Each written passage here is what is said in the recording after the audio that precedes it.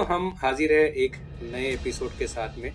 ये कंटिन्यूएशन है नागराज के फर्स्ट कॉमिक्स का, जिसमें पहले बताया गया था कि किस तरह नागराज का जन्म होता है, किस तरह वो बुरे लोगों के चंगुल से छूटता है। गुरु गोरखनाथ उसे अच्छा आदमी बनाते हैं, तब वो निकल पड़ता है बदला लेने के लिए। सबसे पहला बदला वो लेने की कोशिश करता है बुलडॉग से, लेकिन हमले के दौरान बुलडॉग तो बच के निकल जाता है और नागराज फंस जाता है एक कब्र के अंदर।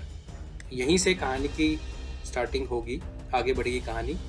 इन दोनों कहानी को देखने के लिए, पिछली कहानियों को, आप हमारे पुराने चैनल्स के पुराने सीरीज को रेफर कर सकते हैं। कहानी का नाम है नागराज का बदला और स्टार्ट होती है बुलडॉग जो है पिछले सीरीज में भाग के कंपाली पहुंच जाता है।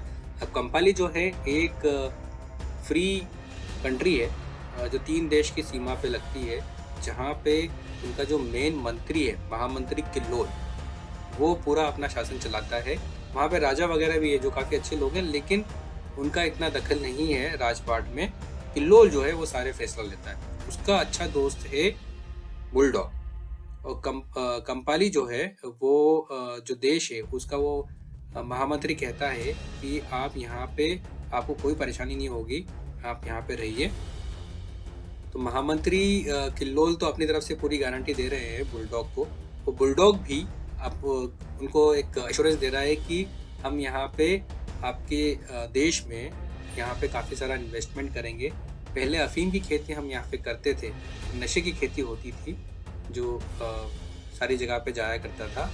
अब हम यहाँ पे हथियारों का भी इंडस्ट्री लगाएंगे और यहाँ से सारी जगह से हथियार पहुँचाया करेंगे, जिससे हमें मुनाफा अधिक होगा और हम आपको इसका साझेदार बनाएंगे, जिससे आपको भी काफ़ी फ़ायदा होगा। बस आप ये करिए कि हमें सपोर्ट दीजिए और ये सारे हथियार बाज़ारों में फैला दीजिए। बुलडॉग जो है महामंत्री को भी रिश्वत देके अपनी साइड में रखे हुए और पूरे काम करा रहा है। बुलडॉग सोच रहा है कि अगर ये ही राजा बन जाए, क्योंकि इसे राजा भी बनना है, राजा बन जाएगा तो मुझे कोई परेशानी नहीं होगी, महाराज हमारी मुट्ठी में रहेगा, हम जो चाहे वो कर सकेंगे। तो इसे अभी अपने साथ रखना बहुत ज़रूरी है। ये सब मीटिंग के बाद में हेडक्वार्टर में बात करता है बुलडॉग और अपने लोगों को कहता है कि क्या तुम लोग नागराज की लाश निकाल के ले आए उस कब्र से? उसे अगर निकाल लाए हो तो ताबूत के किले में स्ट्रॉन्ग रूम में पहुंचा दो। तो जो दूसरी तरफ उनका शागिर्द या कहे काम करने वाला रहता है, वो कहता है कि बॉस ये काम तो ऑलरेडी हो चुका है और स्ट्रॉन्ग रूम में हमने पहुंचा दिया है। बुलडॉग डॉक्टर सिम्टो से बात करते हैं। डॉक्टर सिम्टो बुलडॉग के साथ काम करने वाला एक इविल साइंटिस्ट है।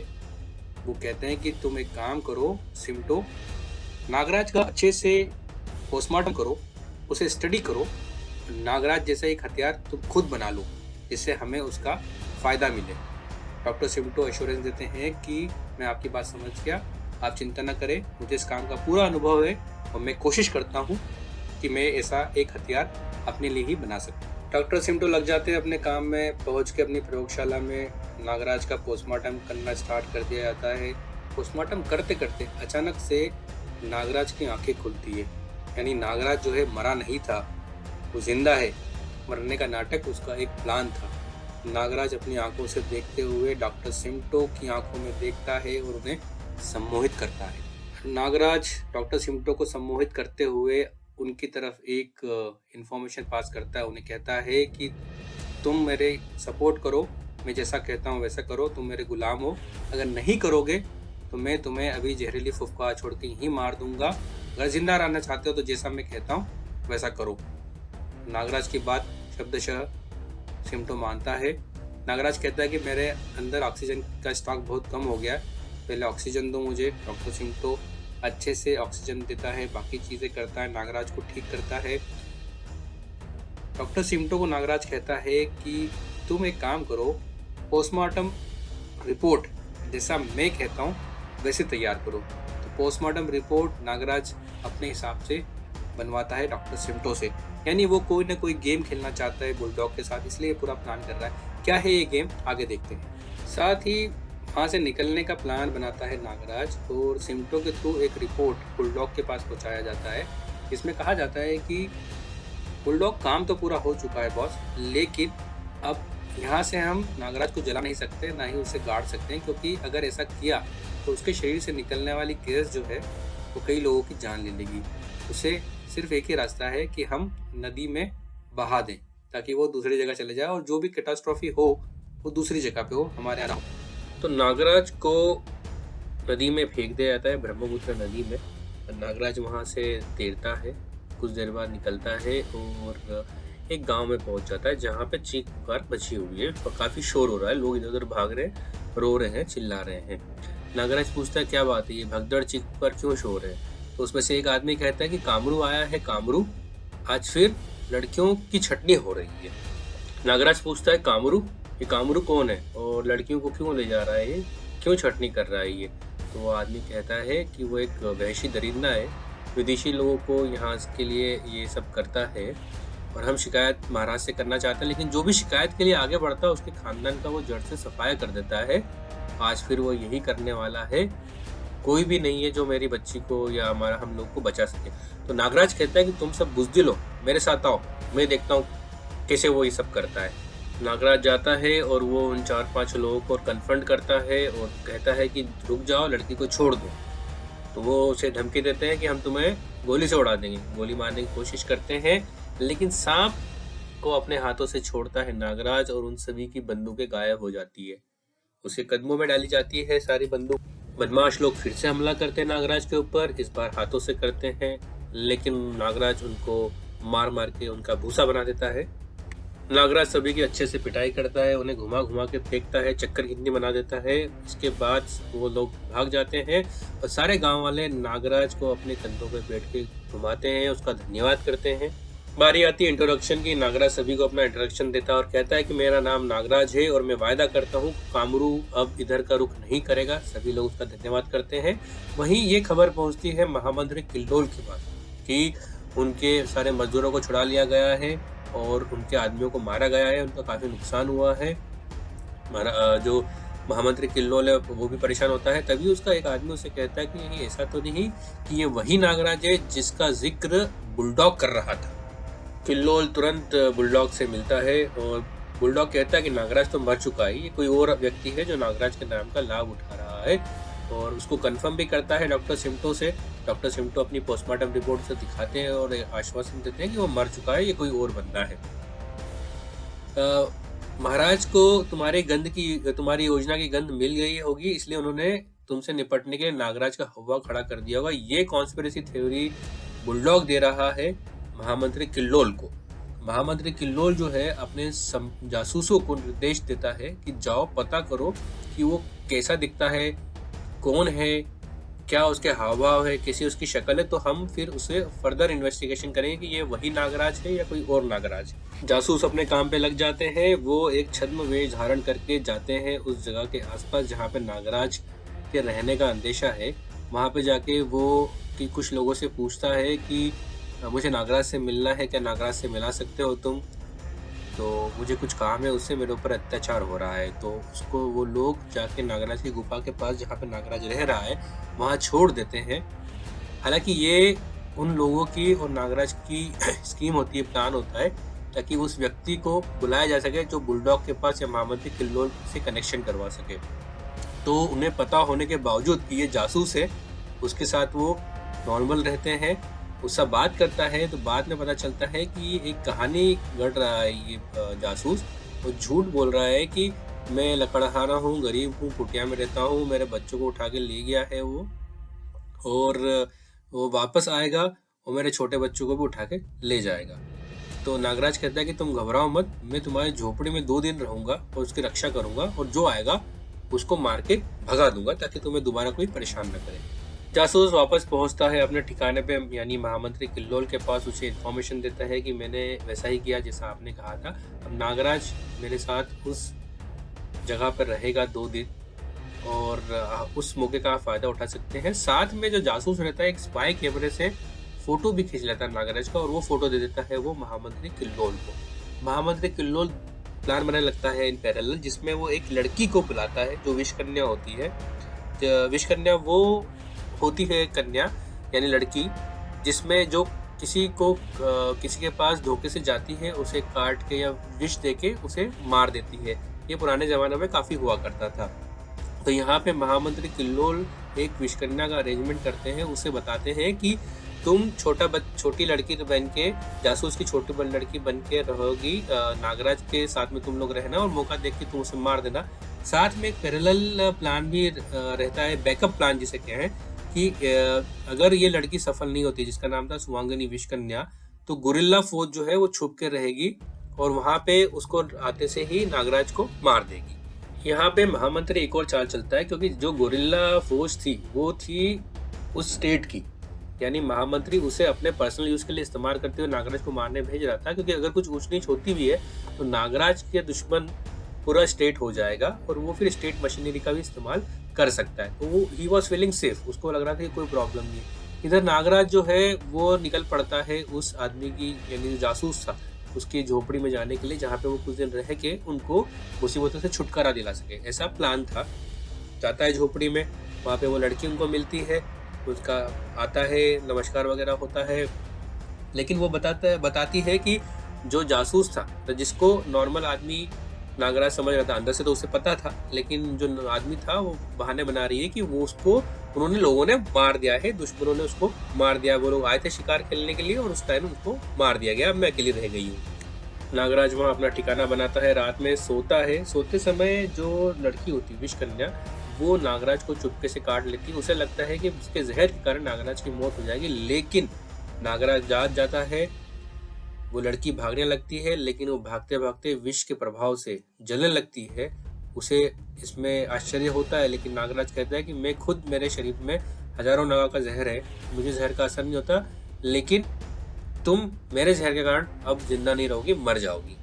मरते मरते नागराज उससे सारे चीज़ें पूछता है कि क्या प्लान था, कौन थे तुम, वो जासूस कौन था, लकड़हारा कौन था। वो सारी चीज़ें खुल के बता देती है कि महामंत्री ने हमें भेजा था, तुम्हें मारने के लिए भेजा था, और वो लकड़हारा भी एक जासूस था, ये सब कुछ प्लान था।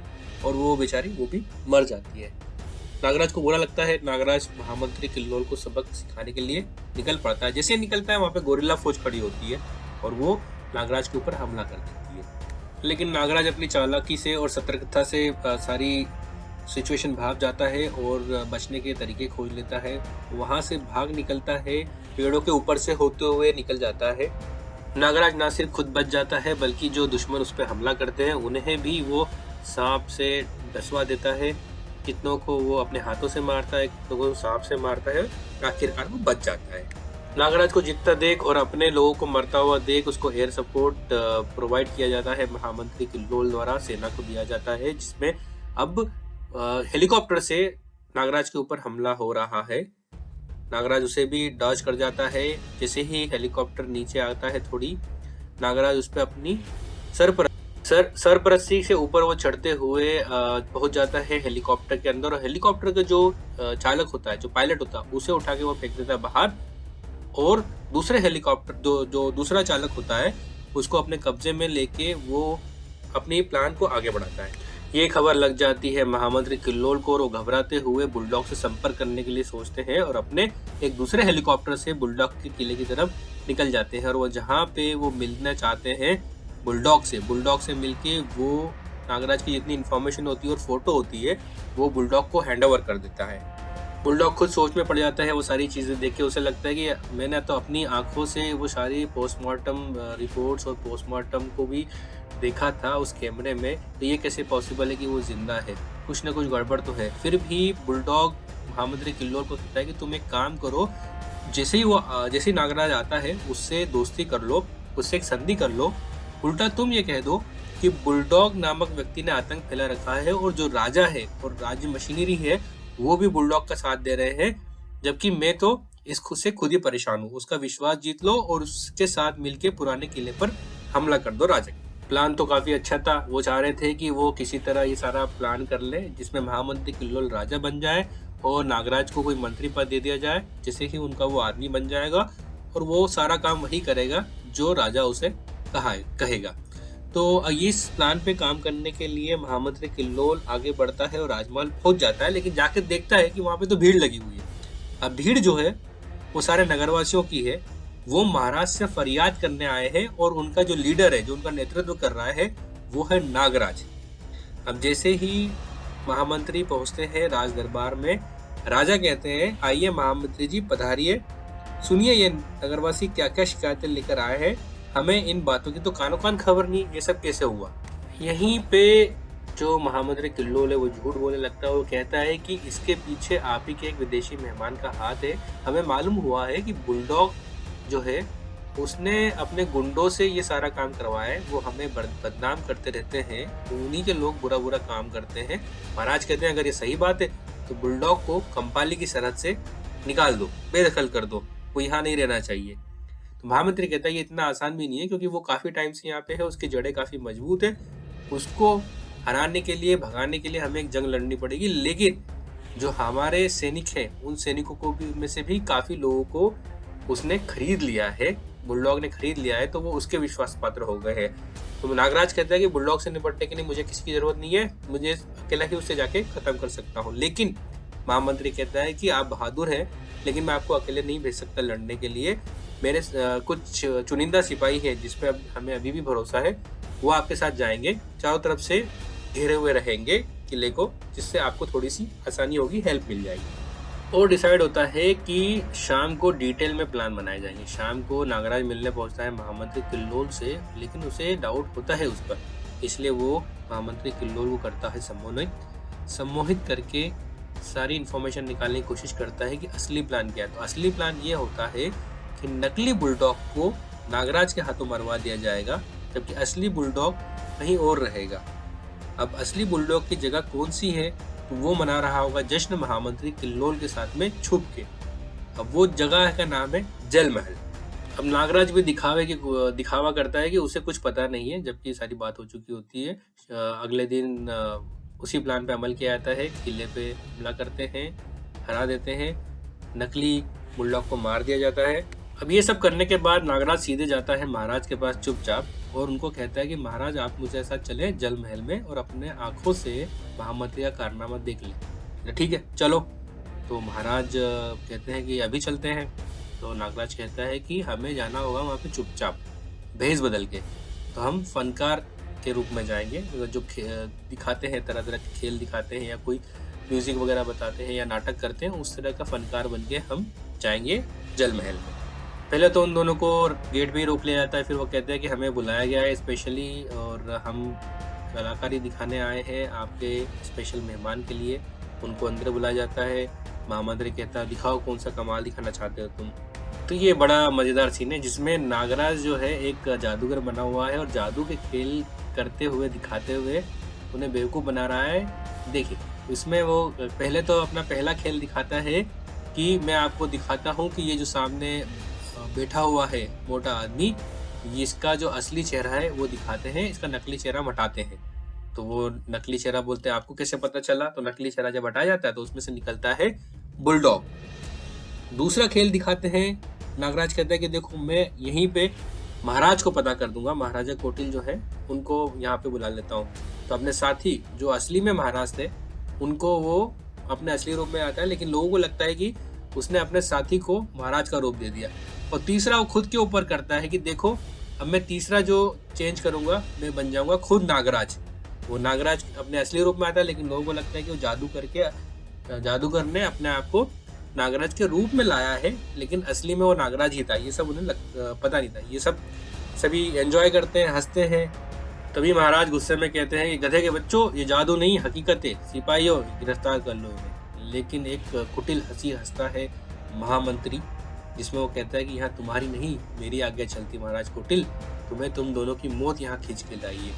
तो जैसे ही बाकी लोग हमला करने की कोशिश करते हैं नागराज और महाराज के ऊपर, तो नागराज अपने हाथों से सांपों को छोड़ता है, कुछ लोगों को सांप काटते हैं, कुछ को मारता है, और बाकी महामंत्री और बुलडॉग को सांप रस्सी बना के दोनों को जकड़ लिया जाता है, पकड़ लिया जाता है। फॉर्चुनेटली कहें या अनफॉर्चुनेटली, दोनों जो महामंत्री और बुलडॉग होते हैं वो एक बम की पिन निकाल के खुद ही आत्महत्या कर लेते हैं। वो बम फूट जाता है, वो दोनों मारे जाते हैं। खैर बुरे आदमी का अंत होता है, ये तो अच्छी बात है।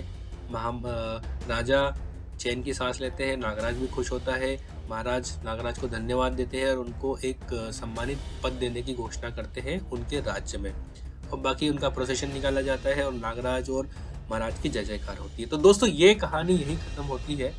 नागराज ने अपना पहला बदला तो ले लिया है और अभी उसकी जो यात्रा है बुरे आदमियों से, आतंकवादियों से, ठगों से, ये जारी रहेगी और हम नई एक कॉमिक्स के साथ फिर से हाजिर होंगे। उसमें देखेंगे कि नागराज क्या कमाल दिखाता है।